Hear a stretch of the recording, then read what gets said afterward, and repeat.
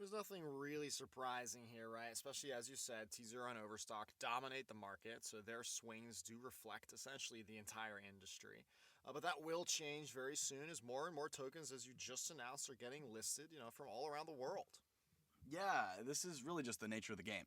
It's the first minute of the entire series, if you will. So we're just getting started, and we're still looking at closing the year stronger than before. At the beginning of the year, I think our market cap was 58 million, something along those lines, and we're right at 500. So we've already still 10x'd on the year. I'd say that would be successful. So, I think with that, Herwig, we can segue into our main topic here, Herwig, where you chose the SEC as your company of the week for improving the fundraising regulations in the U.S. Why don't you tell our listeners a little bit more about that and what happened? Absolutely. So, those of you who did listen to last week's episode, and as I mentioned to you earlier, there's been a lot of great news from the SEC, and that's why we're going to take today's main topic to go into that, and it'll be a little bit more exhaustive on the subject, right? But a little backstory first. When Kyle and I first started the show in June of last year, the SEC had released a 211 page overview concept paper for the private capital market framework and how it could potentially be improved. So specifically, they asked a series of questions to the industry about their thinking and how they might improve. So this was major news, as this was a way for the entire crowdfunding and security token industry to now be heard. So what did we do, Kyle? Well, we set to work answering all of those 19 questions, which did take forever. But each recommendation we had, we knew could potentially change capital markets as we know them. After we finished answering all of their questions, I remember us thinking about how we can make sure that we are heard. So we actually asked all of you wonderful listeners in that very first episode, as well as all of our industry partners and participants, to sign the letter. And more than 20 of you did just that. And guess what, everybody? It worked. You better believe it worked. We got cited by the SEC in their final rule changes. So, which is what we're going to do now. We're going to review all those changes the SEC has made since they started looking at private capital markets well over a year ago. So let's see if our super loyal listeners remember all these changes as we go along, Kyle.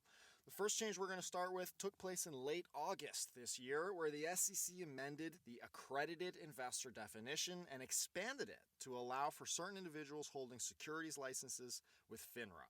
So most specifically, investment bankers and RIAs, those are registered investment advisors, are now qualified as accredited investors. That added roughly 500,000 more people to now possibly qualify, and even more so, as I said at the time, that it wasn't about the number of new people, but really the quality of the new people, that in this case, investment bankers and RIAs are going to have a huge impact because they have massive investment networks and can possibly syndicate better and faster than your average deal junkie or investor.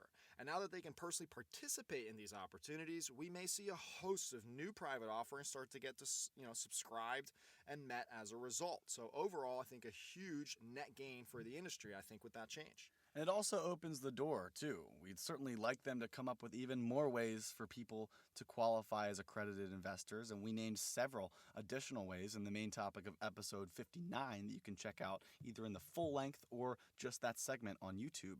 But more importantly, the SEC acknowledges that the definition could continue to expand, specifically using the knowledge-based requirement, which is now a first to be able to qualify as an accredited investor, since before it was really only a financial requirement about how much you owned in terms of assets.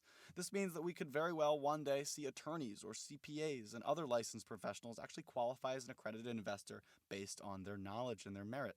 But as you said, Herwig, for now, it's already a really big win. Totally, and I believe the SEC is thinking about being more flexible with all the stakeholders in the private capital markets because this next move by the SEC was also a major change.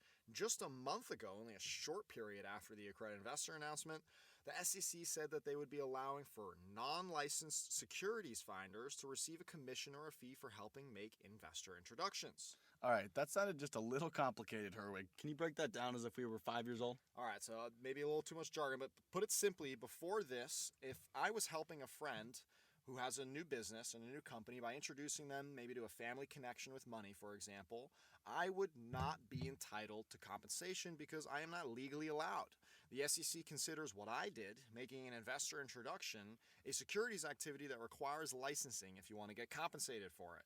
So getting paid for introductions, especially on commission and performance, is completely illegal until now, that is. So this new rule gives some indemnification to what the SEC refers to as finders, enabling them to take a cut so long they follow these new rules. So similar to the accredited investor change, the SEC has just made it a lot easier for someone to want to help syndicate a deal and help with fundraising efforts if they have a network of investors to plug you into. And now they can be very upfront and say, look, I'll introduce you to my billionaire friend, but I want 2% of whatever he invests in a fee. And now you need to review the rules, and I highly recommend speaking to a securities attorney to learn more about these changes.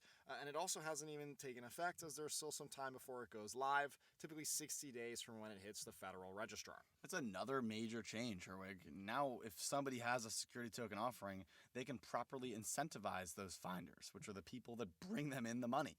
But you're right that it's just for investor introductions only. You still do need certain licenses for other securities activities, so you need to be careful and absolutely consult an attorney for any of these business practices. But yeah, it's obviously so huge to enable more capital to find its way into investments, and what better way than through those introductions.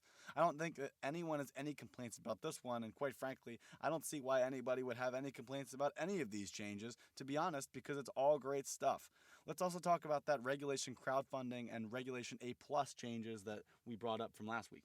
Yeah, we saved the best for last, right? So the new fundraising changes announced last week by the SEC could potentially be the biggest of them all.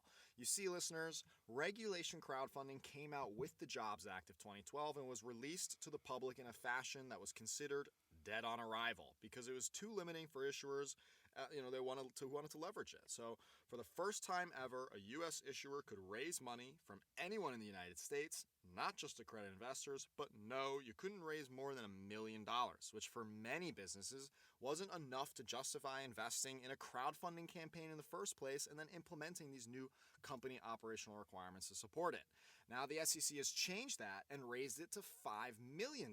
So by the way, we suggested that 18 months ago in our recommendation feedback, and that's what we were cited for by the SEC in their comments. So that's really, really great. And it is also what Europe did just a month ago with their own equity crowdfunding laws. So now businesses can raise up to $5 million every single year from their customers, their neighbors, their partners, and their friends. This is really one of those huge friction points for investors and early adopters of the security token opportunities. As we've discussed on the show in the past, retail, non-accredited U.S. investors are like the holy grail for the investment community. It's the largest base of investors in the largest capital markets, but it's also one that has historically been shielded from higher risk opportunities by regulators, often to the detriment of small businesses and the chagrin of investors seeking niche investment opportunities. With a $5 million cap, the Reg CF exemption becomes much more viable and can appeal to a much wider audience of issuers who may consider this opportunity now. So it's a fascinating development and a deserved round of applause for the regulators at the SEC for being so forward-thinking here and really offering an awesome opportunity for the entire U.S. Absolutely right, Kyle. And we also can't forget that the SEC changed Reg A Plus too. Maybe not as exciting, but this exemption requires a lot more work from the issuer, usually investing hundreds of thousands of dollars, sometimes even millions, to raise up to $25 or up to $50 million in a single private offering from anyone in the United States. So this was designed to sort of be a mini IPO for private companies who weren't ready to go public yet. And now the SEC has increased that cap to $75 million, with the logic that, being that the exemption can now be useful to even more businesses who need to seek even more amounts of capital. So perhaps we'll now see more applications for Reg A Plus offerings with the SEC, hopefully. Yeah, I'm definitely happy about this change as well, but due to the fact that the Reg A Plus offerings need explicit approval from the SEC, which historically has been incredibly difficult, dare I say borderline impossible, especially for a security token offering, I do hope that this increase also leads to a more clear path to success with this fundraising exemption. The advantage of Reg D, Reg S, and Reg CF is that you don't need that explicit approval from the SEC, you just need to file the form. And so this has led to many more offerings and just a more scaled process for the general issuer. So fingers crossed that we can see more Reg A Plus offerings, especially tokenized offerings in the future. I remember, Kyle, that you had a lot of feedback for this, a streamlined sort of system for issuers and potentially no approval at all, but looks like the SEC didn't listen to all of our feedback. But of course, I completely agree with you. And, actually, that is all we have for this topic. So, to all of you wonderful listeners, I want to thank you for tuning in to another episode of the Security Token Show. Hopefully, you enjoyed and learned a little bit. And of course, you can reach out to us on Twitter or LinkedIn if you ever have any questions or feedback.